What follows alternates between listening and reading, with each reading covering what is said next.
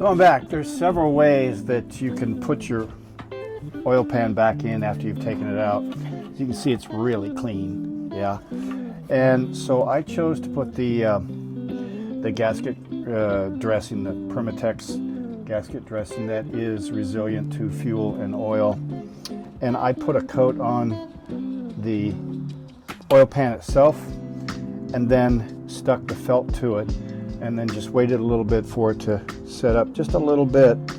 And like I said, there's a couple ways of doing this. You can do this and you can push it through and have paper hold the bolts in and everything like that. But these holes are really clear. I'm not worried about it. I'm just going to take, I've got a drill that I'm going to be using, and it's got a number 13 socket that I hook up to it, and I just push it up. I'm going to get the first few and then just go to town. So that's what I'm going to do, and shouldn't be too bad.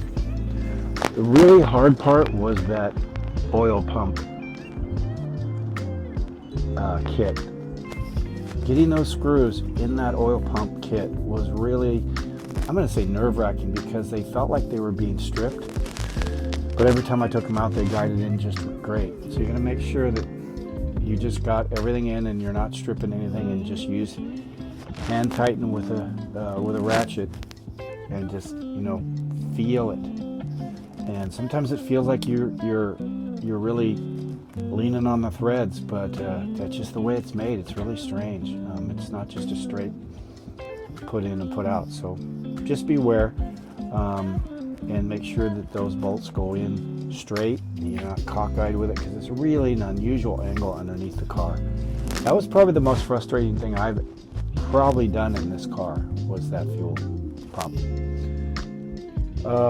Outside of the steering column. So I think we're ready to go.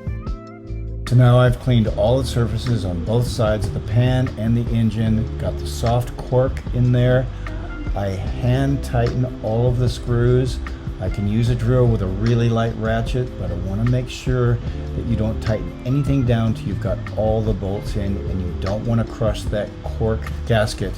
Just, you're going to tighten them down to cinch them a little bit, but you don't want to tighten down too far, or you'll spread that gasket and you'll wreck it, and it won't leak.